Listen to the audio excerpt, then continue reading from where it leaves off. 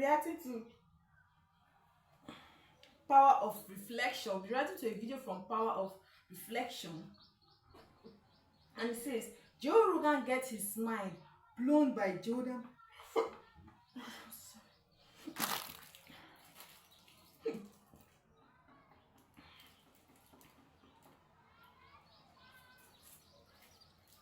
So this one is sorry. So we are going to be reacting to a video from Power of Reflection, and it says Joe Rogan gets his mind blown by Jordan Peterson Philosophy about time. Wow. Which shows that Jordan Peterson is so intelligent. He knows things all around. Like, he's versatile in his studies, in academia and everything. Like, he's so great and wonderful, a man full of wisdom. Let's check this video out. And then the next thing is, well, it's painful to understand how much of what you're doing isn't productive. So I'll give you an example. So I've done this a couple of times with classrooms full of students. Usually when I'm lecturing about career development, say, okay, how much time do you waste? So then I get the class to vote. How many of you waste 10 hours a day? It's like 10% of the kids will put up their hands. And it's interesting because I don't define what constitutes waste. I just ask the question. So they're diagnosing themselves, right? I'm not saying you're wasting 10 hours a day. I'm just asking. It's like, given your own attitude, how much time are you wasting? 10 hours a day. It's like 10% of the people put up their hands. Well, when you get to like 6 hours a day, 80% of the people put up their hands. So then we do the arithmetic. It's like, because I like doing arithmetic with people. People hate arithmetic, but I like doing it. It's like, okay, 6 hours a day. It's 42 hours a week. So let's call that a work week, 40 hours a week. So that's a work week. Let's say, what's your time worth? You're a university student. Well, it's certainly worth minimum wage, because obviously, but it's worth way more than that, because if you spend a productive hour when you're 20, then you gain the benefits of that hour for the rest of your life. So there's the compounding effect of time spent when we were young. So I say, well, let's assume your time's worth $50 an hour, which I think is an underestimate, but whatever. Let's call it 50. We could call it 25, but we'll call it 50. That's $2,000 a week you're wasting. It's $100,000 a year. It's like, how much better would your life be if you weren't wasting $100,000 a year? It's like, what is that over 40 years? $4 million. It's like, you're rich. You don't even know it. Quit wasting time. By your own definition. It's like people shake their heads. Like, well, I never thought about it that way. It's like, yeah, think about it that way. Don't waste your damn life. And then you think, well, why would people be resistant to that message? It's like, well, you really want to wake up and... Guys, me, I think wasting time is an idea that capitalists, yes, the capitalist people, capitalist society, socials and everything, uses the time to shame its people for not producing, for not being a productive worker, or to shame its people for not producing something or for contributing to the system. Like, hell yeah, we all need rest and leisure time. It's not a waste of time. No time is a waste though. No time is a waste. Even though it's 1 minute you are using to do something, you did not waste your time to go there to go and do that thing. So no time, to me, no time is a waste. Well, you really want to wake up and figure out that you're wasting half your life? And you know, when people do that kind of wasting, they actually hate it. You know, and I've had lots of people come to my clinical practice who were chronic procrastinators. You know, and so they're watching YouTube videos, say, but not ones that are good for them, although sometimes they will do that, but just browsing in that kind of mindless way that you do when you're not paying attention and you're trying to kill time. And people doing that, they feel bad, they get depressed, they feel anxious, they can't get away from it, they feel kind of quasi-addicted. That's what they're saying about social media now. It's a huge issue with young kids. Absolutely. But there's this feeling of kind of internal rot and corruption that goes along with it. It's like, yeah, well, you're wasting your life. It's like, so it's painful. It's painful to recognize that. Then it's painful to think, oh my God, look how undisciplined I am. I don't know anything. I can't use a schedule. I can't stick to a calendar. I don't have any aims. I don't know anything about the world, right? And maybe there's a part of me that's bitter because I haven't got everything already. And I'd just like to say, to hell with it. That's the recognition of the Jungian shadow. It's like, that's what makes you vicious and untrustworthy. All of that. No one wants to look at that. And no bloody wonder. But hey, The alternative is worse.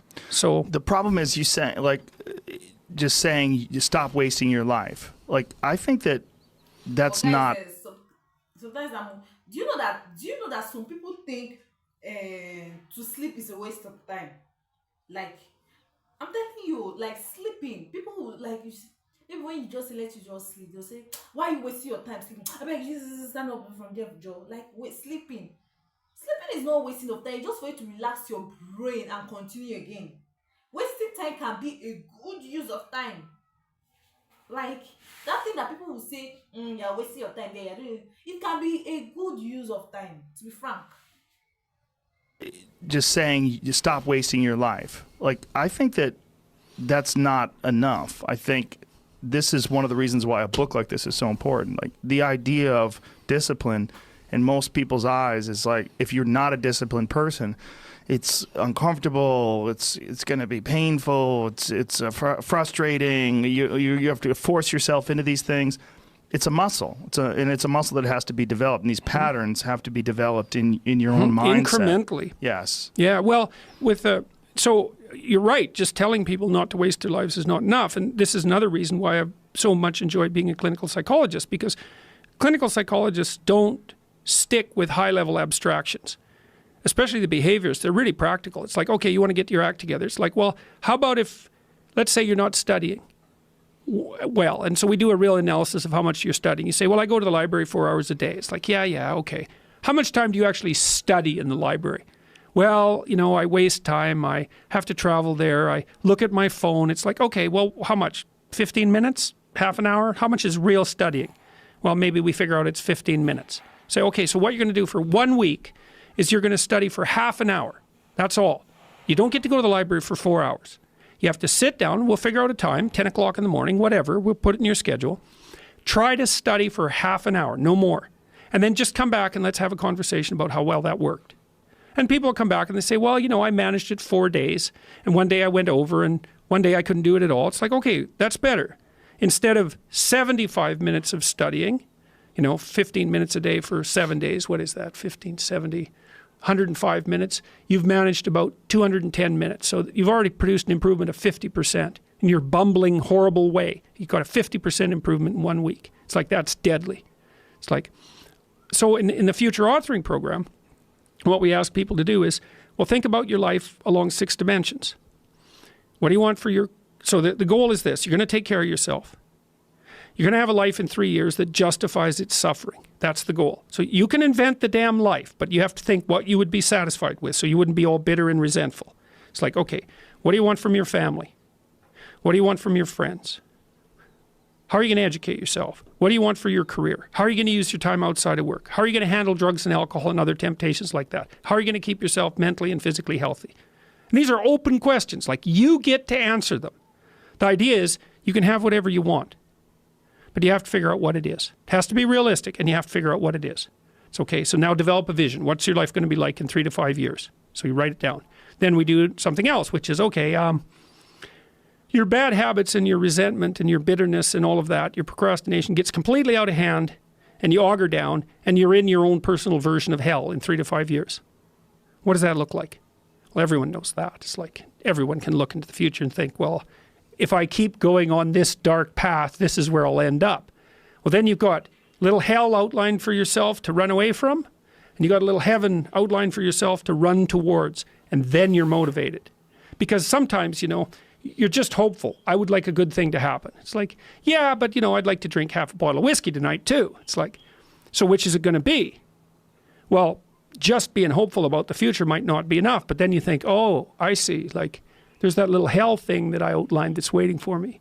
And maybe I'm afraid of taking the next step forward because it's demanding and challenging. It's like, yeah, I'm afraid of that, but I'm way more afraid of where I might end up if I don't get my act together.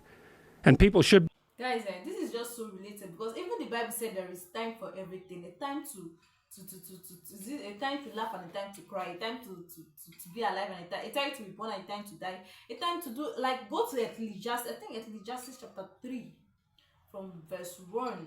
down towards the ending. I think so, but I know this particular verses or the portion or particular portion of this Bible is in Ecclesiastes, either verse chapter 1, chapter 2, or chapter 3. But I'm sure of chapter 3.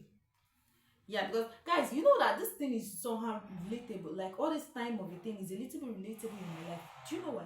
Because I could remember those years when I was young, a little younger than now. I would feel like if I just sit down now, I'm reminiscing of or remembering of all those things that I did back in those days. Oh my God, I just wasted my time to do this. I wish I knew this. I wish I knew that. I wish I knew that. But as times started, as time started going, I said like, no, I just felt like when I even came across justice, I read everything about justice. I could have like, wow. I just felt that maybe those things that happened to me then, it was time for me to do them. Even you going to social media, watch, there are some kind of things that you will see, you will learn. It's not, you are not wasting your time. Yes. Except you are doing another thing outside of your social box. You're not wasting your time. To me, you have your own reasons or you have anything you want to, but I stand to be corrected in the comment section about this social media thing. Yeah, but guys, no matter what we do in life, try to accomplish or don't, even though you don't accomplish or even though you accomplish, we are all just killing time until the end. See, I believe in making enough to be comfortable. I believe in it. I clearly believe in it. To make enough money to meet my ends meet up with my budget for the month and to live comfortable, but certainly not to want to spend every waking seconds chasing money. You get? Oof.